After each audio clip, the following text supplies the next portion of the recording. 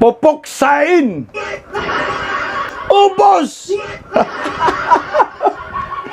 Kasama si Tambaloslos!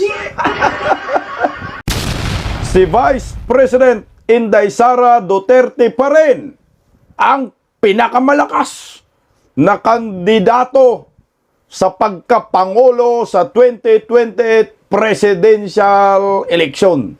Inamin po mismo yan ng isang dilawan na si Franklin Drilon. O ano na ngayon, Hontiveros? Umiyak ka na. Ayon naman sa isang batikang abogado ng PDP Laban, pag si Vice President Inday Sara Duterte ang manalo sa pagkapangulo, na sigurado naman talagang mangyayari yan, ay susupilin ang lahat ng mga kurakot. Pilin talaga yan eh. Kung ngayon ay nakaligtas kayo, Tambaloslos, Bongbong Marcos, Sandro Marcos, Hontiveros, alam naman natin yan, si Hontiveros ay queen of insertion yan.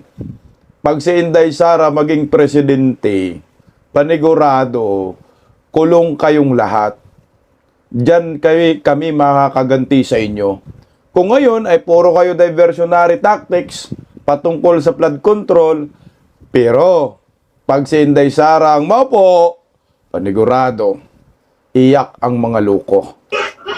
Magandang tanghali po sa ating lahat. Palike po muna, pa-share, pa-subscribe at pakipindot po ang inyong notification bell upang lagi po tayong updated sa ating mga video.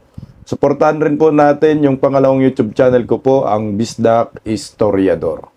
Alam nyo po mga kabisdak, aminin na po ninyo, mga dilawan, mga pinklawan, mga loyalista, na hindi po talaga ninyo kaya si Vice President Inday Sara sa 2028 presidential election.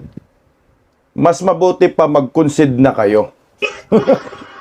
Wala pang election, concede na. Kasi nga, wala naman talaga silang pambato. Wala naman talaga silang pantapat kay Vice President Inday Sara Duterte. Real talk po yan. Kaya yung mga paninira ninyo kay Inday Sara, hindi po yan tatalab. Masyado ng obvious. Ang mga tao ngayon marunong na mag-isip. May nabudol kayo, may mapaniwala kayo, mga kakampi ninyo. Yung mga bangag, ayan. Yung mga komunista, mga dilawan, pinklawan, yan lang ang maniniwala sa inyo. Pero yung mga matitinong tao, kagaya ko, walang maniniwala sa inyo. Kaya ang ginawa ho nila ngayon, kay Inday Sara, kaliwat ka ng impeachment complaint diyan sa Kongreso. Mantakin mo may una na, may pangalawa pa, may pangatlo pa. Yung pangatlo, pareho lang din yung complaint nila sa 1 at saka 2. Pareho ding mga nilalang. Hilayla Disaba. Nung impeachment complaint, nung una, nandun si Laila de Lima. Ngayon, nandyan na naman, anak ng kamote, niluloko tayo ng mga animal na ito. Ito. Pakinggan po muna natin yung balitang ito. Titingnan natin kung uubra ba ang mga hinayupak. Ito. Sinampahan naman ang ikatlong impeachment complaint si Vice President Sara Duterte. Para sa detalye, may express report mula po sa Batasang Pambansa, si Marian Enriquez. Marian, sino itong grupo na naghain ng panibagong impeachment complaint laban kay VP Sara? Pareho lang. Yes, siya pasado alas 12 nga ng tanghali nang dumating yung ikatlong grupong naghain ng impeachment complaint laban kay Vice President Sara Duterte. Yung mga complainant, pinangunahan ng mga pari at grupo ng mga abogado. Sila rin yung third group na dati nang naghain ng reklamo laban kay VP Sara noong December 2024. Tingnan mo Diyos ko, pajulit-julit. Niloloko yung taong bayan kasama yung mga Madrid Cacao. Kasama yung mga Padre Damaso.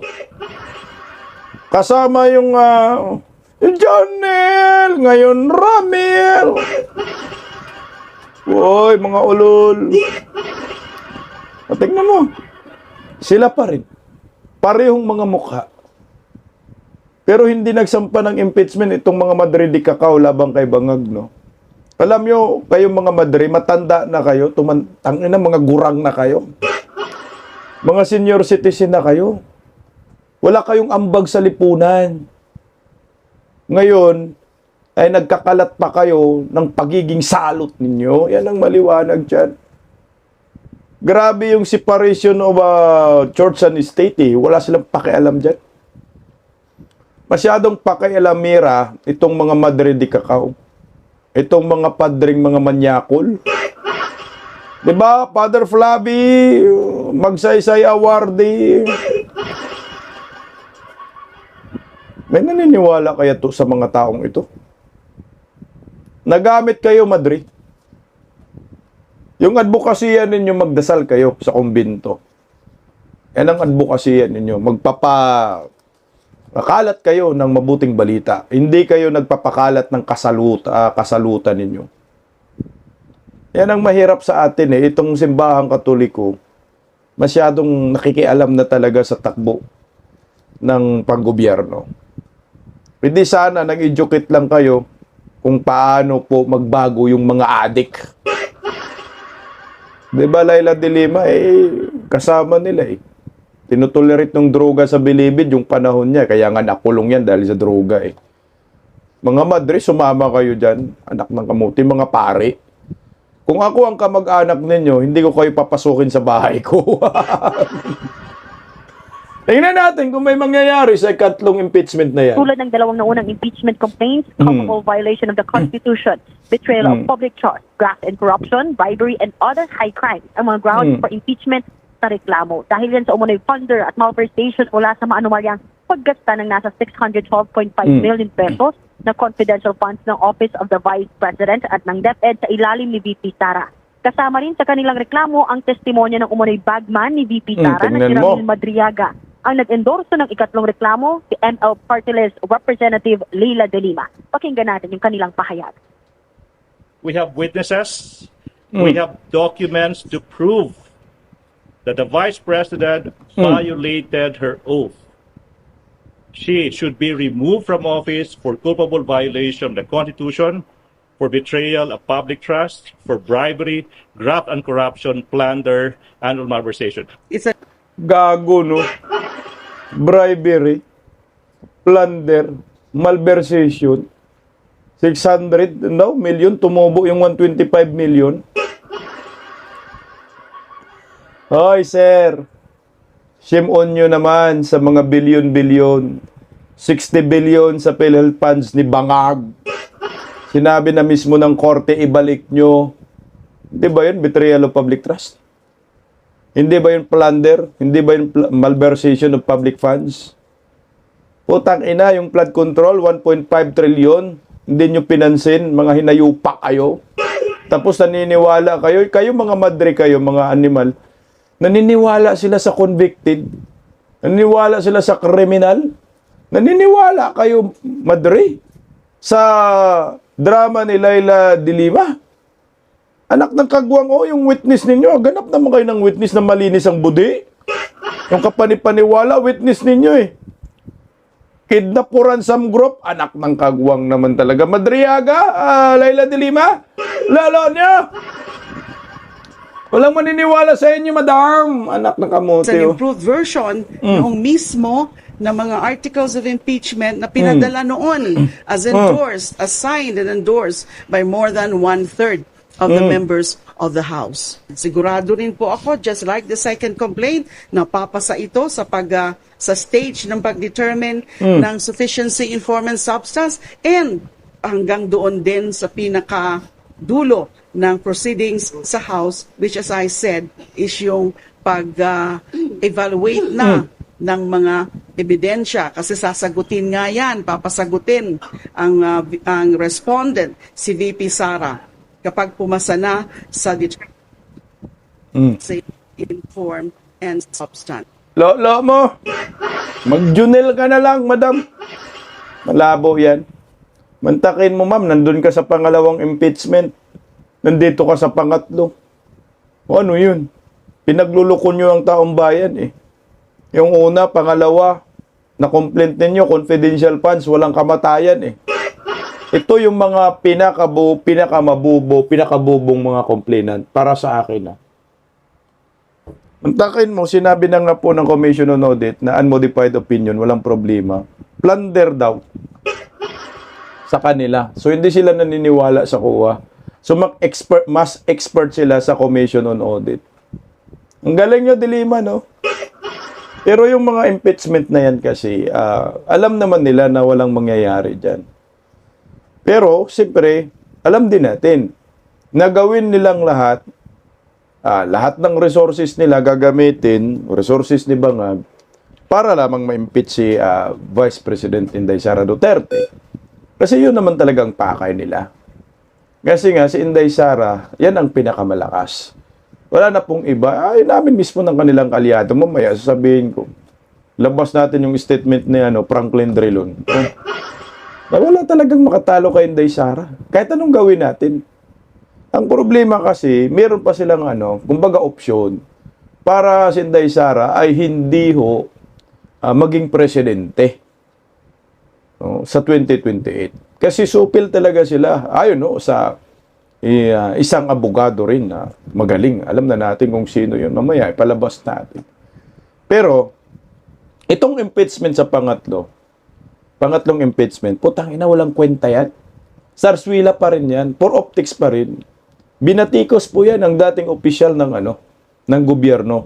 Dating spokesperson ni Bangag na si Attorney Trixie Cross Angeles. Pakinggan po natin yung kanyang paliwanag. Napakaganda po ng sinasabi niya dito. Narito. Tinawag na Naked Ambition ng isang dating opisyal ng palasyo ang panibagong impeachment complaint laban kay Vice President Sara Duterte. Narito ang balita.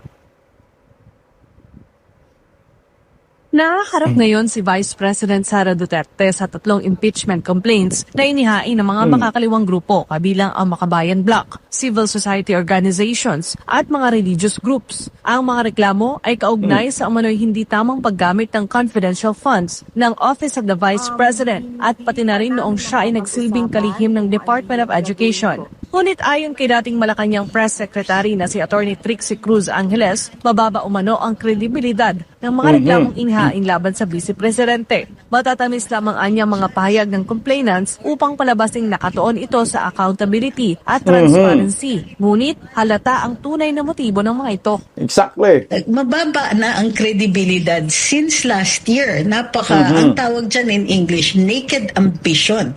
Kasi lahat ginagawa nila at in fact hindi nga sila sumunod sa mga patakaran sa ating saligang batas tulad ng due process sa kanilang kagustuhan at gigil na matanggal from the running itong ang ating Vice Presidente for 2028.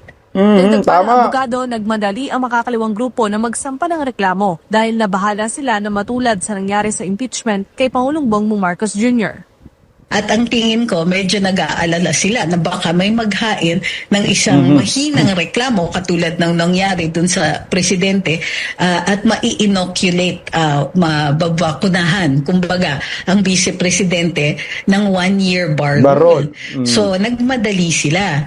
Nababahala rin anya sila sa lakas ni VP Sara para sa susunod na eleksyon, kaya Correct. minamadali ang paghahain ng kaso upang siya'y mapatalsik sa pwesto. Mariin namang binatikos ni Vice President Sara Duterte ang panibagong reklamo laban sa kanya at iginiit na wala umanong ebidensya at pawang pamumulitika lamang ang mga paratang. Paulit-ulit nilang ibinandera ang isyung Mary Grace Piatos bilang umano'y bahid ng katiwalian. Kahit na sa kabila ng lahat ng investigasyon ay wala silang naipakitang kahit isang direktang paglabag sa paggamit ng confidential funds. Sang-ayon naman si Attorney Cruz Angeles sa pahayag ng Vice Presidente. Ang ginagawa ng ating vice ay finiframe niya yung konteksto at saka itong reklamo sa impeachment. Nilalagay niya sa tamang konteksto para makikita natin. Ito'y aksaya ng oras, aksaya ng resources at maliwanag na hindi public interest ang pinupuntirya. So para lang hindi malingat sa isipan at sa paniningin ng mga tao ang tunay na dahilan kung bakit inihain ito. Matatandaang ipinawalang bisa ng Korte Suprema ang naunang impeachment case laban sa pangalawang Pangulo matapos ideklarang unconstitutional dahil sa paglabag sa due process. Para sa Diyos at sa Pilipinas kung mahal niya. Gusto ko yung word na naked ambition. Naked ambition. Mahilig yan si De Lima. Tapos sasayaw ng Careless Whisper. Tapos sisigaw ng Junil! Noon, ngayon, Ramil! Ba't ka mahilig sa mga kriminal itong si De Lima, no? Okay, naked ambition lang muna tayo. Kasi nga, yung impeachment na yan, ay pag tinignan natin, yung kredibilidad yan bagsak na. So ngayon, pinipilit lang ho nila binuhay at pinipilit lang nila pinapaniwala ang taong bayan. Pero ang mga Pilipino kasi nauumay na. Masyado silang halata sa kanilang pinanggagawa. Kung si Bongbong Marcos ay pinagtakpan lamang nila, no, sa lahat ng kasalanan nangyayari ngayon marami na namang namatay dahil sa baha, iligan, Cagayan. Si Vice President Inday Sara para bang pinapalabas nila na talagang magnanakaw. Wala nga hong ninakaw. At saka mahina po yung kanilang mga akusasyon. Balik-balik lang, pabalik-balik. Kuha lang ang sasagot dyan walang problema dyan. Nagko-comply naman ang opisina ni Vice President Inday Sara, walang korupsyon. Pag ikumpara mo sa nangyayari ngayon sa flood control, trilyon-trilyon ang pinag-usapan. Kung ikaw Pilipino, putang ina, walang maniniwala dyan sa impeachment ng mga makakaliwang grupo Laila de Lima. Kaya talagang naked ambition. Punta tayo sa sinasabi ni Trexie na pinakamalakas. Ginagawa nila ito dahil nga si Vice President Inday Sara ay walang katapat. Pinakamalakas na kandidato. Siguro, ang impeachment na ito, ang nakikita ko, nagsasanib pwersa sila. Ganito yung magiging isang senaryo. Ito, teorya ko po So, yung plan A nila, i-impeach nila si Vice President Inday Sara at makonvict sa impeachment court. Yan, ito yung teorya ko Pag nagawa nila yan, nagsanib pwersa sila, dilawan, piglawan. Yun yung plan A nila. Kasi pag na-impeach si Inday Sara, ang next na gagawin nila, sila rin ang maglaban-laban sa pagkapangulo. Dilawan, pinklawan, at mga loyalista. Sila pa rin maglalaban. So wala pang di magkakaroon ng unity. Pag na-impeach si Inday Sara. Pero pag hindi ma-impeach si Inday Sara, panigurado magkakaroon sila ng tinatawag na unity. Ayan ang isa sa mga nakikita ko. Pag hindi ma-impeach si Inday Sara, mag-unity sila, dilawan, pinklawan, magsama-sama at loyalista para si Inday Sara ay matalo nila. Kaya nga mismo si Franklin Drilon, inamin niya na talagang malakas si Vice President Inday Sara. Sabi ni Drilon, let's face it, Sara Duterte is the strongest candidate insofar as 2028 is concerned. Mantakin mo Si Drilon mismo ang umamin. Isang dilawan na malakas si Vice President Inday Sara sa pagkapangulo. Ngayong 2028, putang ina, wala namang question talaga yan Kaya kahit anong gawin nilang paninira kay Inday Sara, si Inday Sara pa rin ang number one. Si Inday Sara pa rin ang mananaig. Hindi nila kakayanin. Kaya nga, ang ginagawa nila ngayon ay i-impeach si Inday Sara. So, nag-iisip ngayon ng mga dilawan kung sino yung magiging, ito na yung pinaka-plan plan B nila. Kasi ang plan A nila ay kailangan ma-impeach si Inday Sara. So, nag-iisip ng mga dilawan ngayon, paano po natin malusutan ito? Sino yung posibleng makakalaban ni Inday Sara kung hindi ma-impeach si Inday Sara? Kaya nanawagan sila ng pagkakaisa sa pagitan ng loyalista at kanila. Pero ito, tingnan mo, nagpulong-pulong na sila mga dilawan na rito. Panoorin natin. Nagsimula ng magpulong ang ilang miyembro ng Liberal Party para magkaroon ng nagkakaisang oposisyon sa 2028. Si Senator Risa Hontiveros handa raw tumakbo mapapresidente o vice-presidente. Sa frontline ng balitang yan, si Mean Los Baños.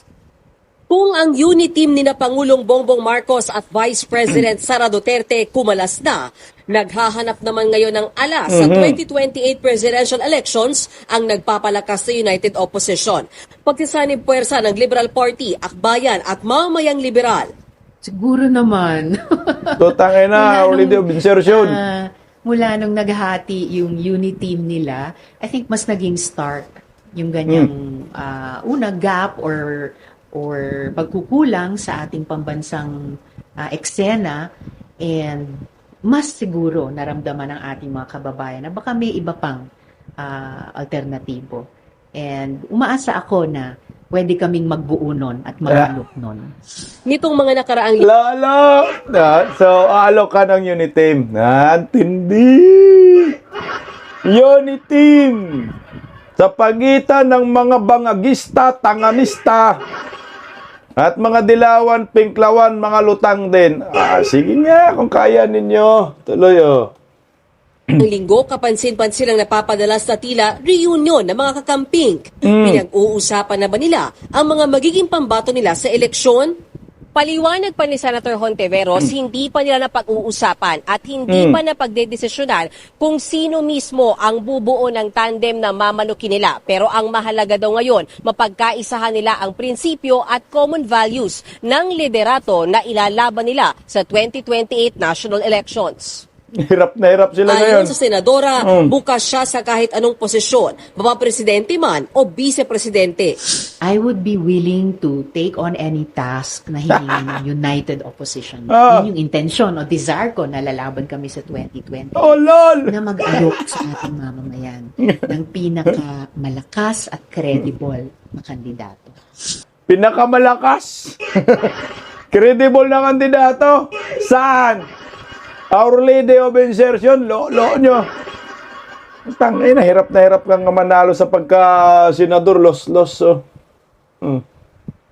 Isa rin sa matutunog na posibleng maging pambato ng United Opposition ay walang iba, kundi ang dating Vice President at ngayon Naga City Mayor na si Leni Robredo. Ang tanong, handa ba siyang kumandidatong muli sa pagkapangulo? Natanong ko si Senator Bam Aquino tungkol sa magiging papel ni Robredo sa 2028. Siyempre marami nagnanais na tumakbo siya, but you have to ask her also kung anong plano. Talk about the country, of course, at kung ano yung mahalaga para sa ating bayan. 2 taon pa bago ang 2028 presidential elections. Marami pang pwedeng mangyari at marami pang pwedeng magbago. Ayon kay Senator Bam, ang importante sa ngayon ay nag-uusap-usap na sila at nagtutulungan, hindi lang tungkol sa eleksyon, kundi pati tungkol sa mga problema ng bayan. Kailangan talagang magtulungan tayo at hindi lang para sa next election, para ngayon. Mga problema ng bayan ngayon napakatindi. I mean, ito lang hearing natin, nakakalula na yung mga problema sa edukasyon. Huwag na natin hintayin yung next elections bago magtulong-tulungan. Ngayon pa lang magtulungan na tayo para sa Maganda naman. Lo. Bam Aquino, tingnan mo. Sinabi ni Drilon Liberal Party man yan. Malakas si Vice President Inday Sara. Pinakamalakas. Tanggapin nyo yan. Talagang hirap na hirap sila. No? Paano po makabuo ng kanilang pambato para tibagin si Vice President Inday Sara Duterte. Kaya nga si Leni Robredo, galing bundok ng Kabicolanan, ay bumaba sa patag. At ang resulta, nag-meeting sila, nagpapalakas daw. Wala nang ilalakas yan, Lini. Lini Leaks. Tanggapin nyo na lang. Ito si Hontiveros, tingnan mo mismong mga dilawan, ayaw sa kanya. Paano pa kaya tayo? Di ba? Ang mga dilawan, ayaw nila na maging pambato si Inday si Hontiveros. Ang gusto nila, si Leni Robredo. Ang problema, ambisyosang palaka itong si Hontiveros. O tingnan mo, 'di ba yung una, pagkapangulo talaga ang gusto niya. Ang problema nga, ayaw sa kanya ng mga dilawan pinklawan. Kaya sabi niya, kahit vice-presidente na lang. Ngayon, pag maging vice-presidente, wala silang pagkakataon makipag-unit team, no? Sa loyalista. Kaya ang mukhang nakita ko dito, si Leni Robredo, pipilitin yan ni Bongbong Marcos na tatakbong Pangulo. Aputang ina, kain suka ang mga animal, no? Grabe, si Leni Robredo noong 2022 presidential election, makabanat kay Bongbong Marcos, sobra-sobra. Pati mga dilawan, kawatan, never again sa martial law. Pero ngayon, kain suka sila, so no choice sila. Kasi nga, hindi po nila kayang talunin si Inday Sara. Kasi kung magwatak-watak sila, pulawan, dilawan, pinklawan, zero chances sila. Pero kung magsanay pwersa sila, merong silang 0.02 chance. 0.02 lang. Tingnan mo kasi ang nakikita ko, Leni Robredo, John Vic, or Remulla, yun yung tandem. Nakikita ko Kaya pag pinag-usapan mo ay Risa Ontiveros, hindi, welcome yan sa bagong unit team nila, Dilawan at Pinklawan. Yan ang nakikita ko. So si Ontiveros, baka takbo na ng senador, tapos talo. Vice-presidente, presidente, malabo siya. Kasi meron namang mas gusto ng mga dilawan at saka ng loyalista. Siyempre, pipili sila ng maayos. Huwag yung Arlide of insertion na may, putangin na sa bagay, mga kawatan naman lahat Naayon po kay Attorney Topacio, na kahit magsama-sama at saniban pa sila ni Satanas, Risa Ontiveros, ay wala po, hindi pa rin sila obra kay Vice President Inday Sara Duterte. Pakinggan natin yung sinabi ni Attorney Perdi Topacio na kahit magsanib persa pa, saniban pa sila ng Satanas. Saan ba yun? Nasaan ka na? Pakinggan natin si Atty. Perdi Topacio. Ewan ko po kung siyang hahawakan, hindi natin masabi itong takbo ng utak ng administrasyon na ito. Ngunit, kung inyo pong susuriin, mahihirapan po si Senator Risa Ontiveros. Exactly. Ito po ang kanyang political career. 2 beses po tumakbo yan ng senador. Olats. Yung pangatlong beses niya, nanalo siya. Kaya lang, siya ay number 11 out of 12. Ang number 12 noon ay si Laila De Lima. Then, re-election, can you imagine, nakaupo na siya. Siya ay na-expose na. At nagkaroon na siya ng maraming exposure, maraming pondo, pero nung lumaban siya uli for election, bumaba palalo ang rating niya, 12 out of 12. Paano kang mananalo ng 1:1 sa napakapopular na tao kung ikaw, isa ka lang out of 12 na pagpipilian, kulelat ka pa. So yun ang isipin natin sa chances ni Risa Ontiveros. Hindi sa harsh tayo, kaya lang, talaga naman kung sa isang tao na 12 tao ang pipiliin, hindi pa nga siya nauna o pangalawa huli pa siya muntik na nga siyang makalimutan Ano yan she's posturing na siya ang gawing standard bearer ng administrasyon sa 2028 kasi sa nakikita ko po wala pong malakas na maaaring itakbo ang administrasyon sa 2028 kung hindi nila madidisqualify si Sara Duterte. Malabo. Kaya ang nakikita ko pong nagpo-posture yan, ito yung opinion ko lamang naman, hindi ko sinasabing kung ang pinakamagaling na political analyst kasi yung very much abused yung designation of political analyst Pati si Richard Hayder yan, pati si Falsis nga ay sinasabing mga political analyst sila. Kaya lang, with emphasis on the word anal. Oo. Itong dalawang ito, si Richard at saka si Falsis.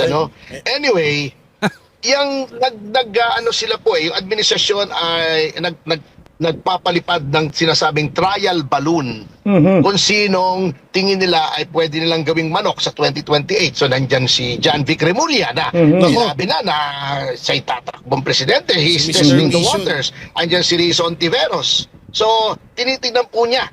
She is posturing kaya siyempre, hindi ka pwede mag-posture kung lalabanan mo yung administrasyon sapagkat ang gusto nga niya ay siya yung gawing official candidate ng administration sa 2028. Kahit magsanib puwersa po sila, hindi ubray. Kahit saniban pa sila ni Satanas, palagay ko, hindi sila ubray. Narinig mo, Ontiveros, kahit sanibang ka pa ng tatay mong si Satanas, hindi ka pa rin obra. Anak ng kamote. So wala na. Sure na talaga magiging presidente si Vice President Inday Sara Duterte sa 2028. So iyak na. Kaya, supil kayong mga kawatan kayo. Kaya kailangan talagang makulong kayo, lalo na yan si anak ng kagwang na yan, si Ngiwim. At saka si Tambalos, no? Sama mo na si Risa Ontiveros, anak ng kamote, Arlide Obinsertion, hugas kamay. Pakinggan natin yung pahayag ni attorney ano bang attorney to?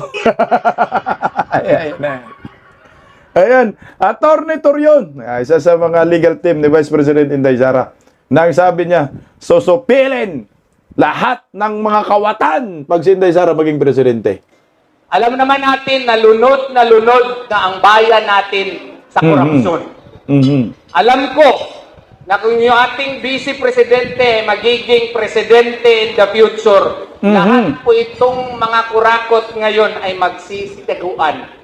Correct. Sigurado po ako na ito po sila ay lilipunin at pupuksain ng akila ng bayan at siya po si Inday Sara Duterte. Tama ba ako? Pupuksain! Lilipunin pala yan. Lilipunin! Tanging... Nako! Ubos! Kasama si Tambaloslos! Kanina po sa binyag ng anak ng aking kaibigan, Jimmy Bondo, nagkausap po kami at inimbitahan niya akong umupo sa kanyang gilid kasi may pinag-uusapan na naman kami. Alam niyo naman na meron na naman ngayong challenge sa kanya. Meron na namang impeachment complaint na ipinail laban sa kanya. Kaya, I am hoping and praying na ito pong ating organisasyon, mga organisasyon dito, ay tutulungan natin si VP Sara para puksain naman, labanan na naman itong panibagong challenge sa kanya. Kasi alam natin na ginagawa ito sa kanya para wala na sana silang kalaban sa 2028. Papayagan ba natin yan? Hindi natin papayagan yan.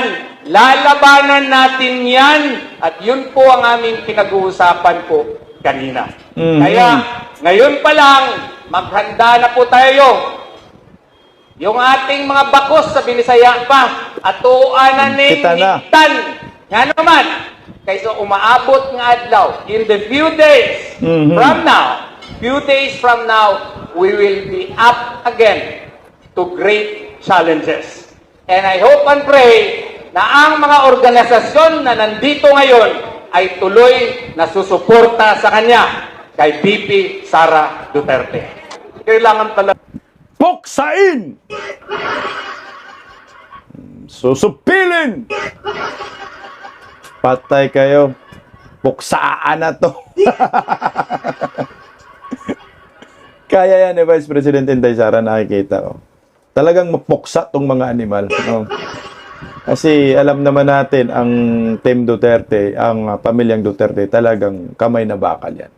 Sabi nga ho ni Tatay Digong, mas matapang si Inday Sara sa kanya.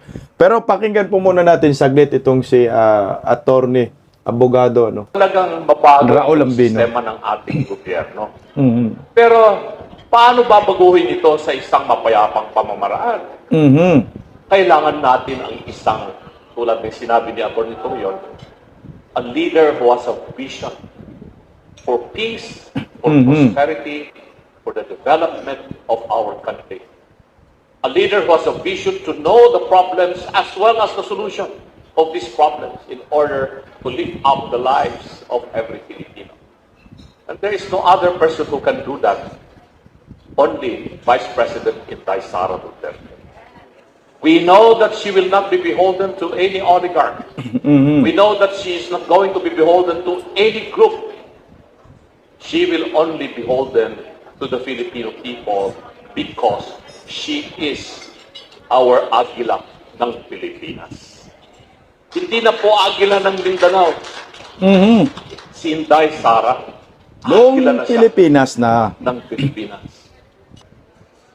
Sigurado, tatalakayin ng House of Representatives yung dalawang impeachment cases na naisampa sa House of Representatives against Vice President Sara. Ako, dahil pinanggit ko na rin na naging trabahante ako dyan sa Kongreso ng Pilipinas, marami pa rin po tayong mga nakukuhang impormasyon dyan sa mga ibang membro ng Kamara, mga congressmen, at mga ibang mga high-ranking staff o consultants dyan sa House of Representatives. At talaga pong tutuluyan po nila na i-impeach si VP Sara. May mga ibang mga congressmen dyan na dati ay pumirma doon sa na-declare na unconstitutional yung ginawa nilang impeachment na dinala sa Senado. Reluctant po sila. Ayaw na po nilang pumirma sa impeachment.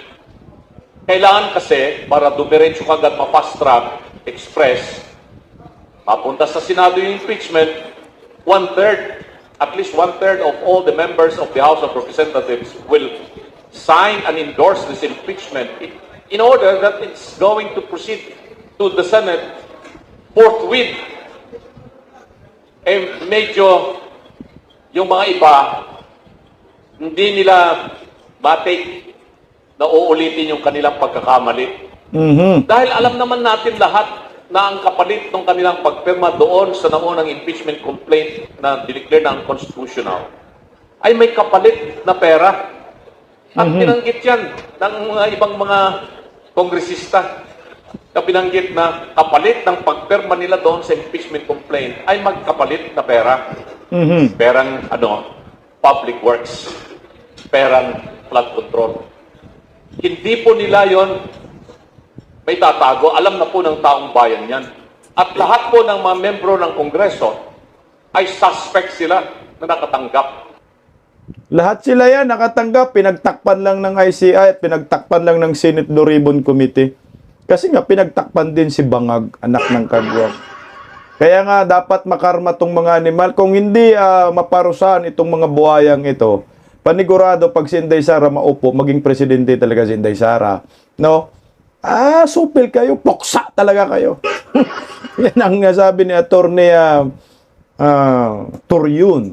Inday Sara pa, Duterte pa. Mukhang kung hindi madadala sa kaso, itong mga kurakot, kakapit na lang tayo kay Miss Cara David na mamatay na lahat ng mga kurakot. Kagaya si Bangag, meron palang colostomy bag ito. Pakinggan natin ang abogado. Alam mo ba kung ano ang Hartman's procedure? Kapag ang isang tao ay may severe diverticulitis na pumutok o may colon cancer na bumara, minsan hindi safe pagdugtungin agad ang bituka. Bakit? Kasi kapag may infection, may nana o mahina ang pasyente. Kapag pinilit pagdugtungin, pwedeng mag-leak ang dumi sa loob ng tiyan and can be a life-threatening situation. So ano ang ginagawa? Tinatanggal yung sirang parte ng colon or ng large intestine, yung isang dulo isinasara muna. Yung kabilang dulo inilalabas sa tiyan. Doon lalabas ang dumi sa isang colostomy bag. Temporary ito sa maraming cases. Parang sinasabi ng surgeon, unahin muna natin ang safety. Pagalingin muna natin ang loob. After a few months, kung stable na ang pasyente, pwede na ulit pagdugtungin. Hindi lahat permanent ang colostomy, but sometimes depende sa case. So remember, Hartman's procedure is a life-saving surgery kapag hindi safe magdugtong agad. Ayan na, yung colostomy bag ni Bangang. Sana mamatay na mga korakot. Oh, dyan na lang tayo kakapit kasi, yan, trending po yan ha. Baka sabihin nila ay gawa-gawa po natin yan. Galing po yan mismo sa isang, yan, mainstream media rin, Billionaire News Channel. Actually, hindi ko rin naman pinansin yan. Pero nung nagkaroon na ng paliwanag itong si Doc Mata, pinag-usapan na natin. Meron daw colostomy bag. Kasi nga, putang ina, ano ba yung colostomy bag? Imbakan ba yan? Imbakan ba ng ginto yan? Kaya malapit ka na talaga, Nyor. Pagbayaran mo lahat ang mga kasalanan mo sa bayan. Lalo ka na, sino yung hinayupak na, oy, tambaluslos. Okay. So, legit, no? Na aminado sila, mga dilawan, na malakas talaga ang kalaban nilang si Vice President Inday Sara Duterte. At ang pag si Inday Sara manalo, kanya-kanya na kayong lipad. Siyempre lalayas ang mga yan. Lalo na siguro sa election pa, no? Hindi pa paproklama si Inday Sara, lalayas ng mga yan, lalo na si Liza Marcos, lalo na si Bongbong Marcos, sa ginawa nila sa mga Duterte, putang walang kapatawaran talaga yan. Lalo na mga Remulla Brothers, lahat yan. Makukulong ang mga yan. Ewan ko kung saan sila magtatago. Baka sa Paway, sa Hawaii, ayan. Dandahan yan, magsitalunan. Lalo na yung magkapatid na Remulla. Sa 2028, matatalo man yung Remulla sa Cavite. At ang alam ko, mananalo Rebilla. Rebilla talaga yan. Iboboto ng mga Caviteño sa ginawa rin nila kay Bong Rebilla na putsang ina, wala man sa investigasyon, biglang nakulong nga. Ang tindi mo, Tambaloslos. Lalo na to si Tambaloslos, ang daming ari-arian sa Amerika, sa Espanya. Wala na yan. Pati yung si Sandro Marcos, lalayas din yan. Lahat magsilayasan yan, mga Marcoses. Lalo na yung mga dilawan, saan kayo magtatago yung mga animal? Kasi seryoso to si Inday Sara. Talagang puksaan to sa 2028 pag naging presidente si Inday Sara dahil sure naman yan na pangulo na dahil wala pong kalaban at walang pambato ang mga dilawan, pinklawan, mga loyalista. Lalo na ngayon, si Bongbong Marcos ay sira ang kanyang administrasyon dahil sa pangungurakot nila. Pagising sa umaga, tanghali at gabi, nakikita ko ang post niya, ang hapdi. Paano nga ba to? Di ako makatanggi. Watch ko na lang at isipin ng mabuti. Bisdak Pilipinas.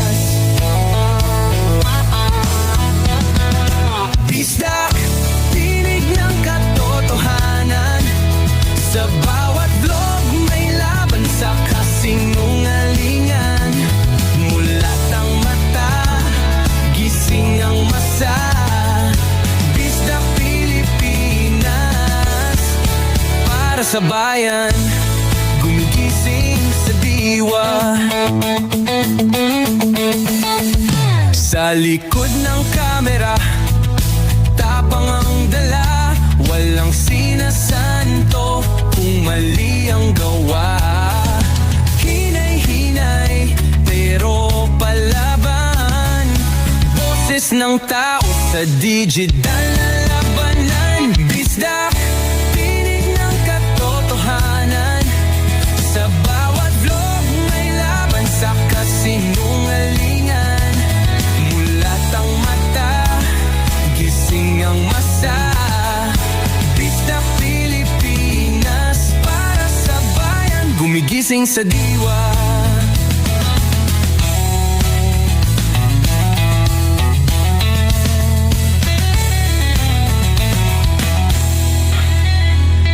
Hindi artista, hindi politiko, pero ang katotohanan, sigaw niya ay buo.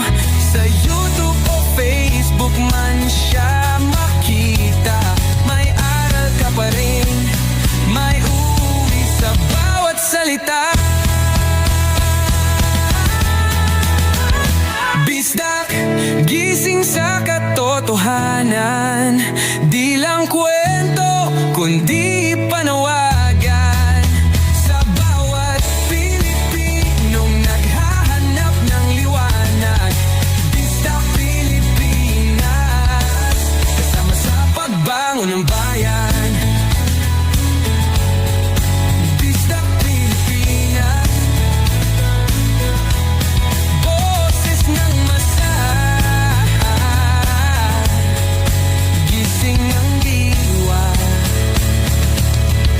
ilog mo, may pag-asa.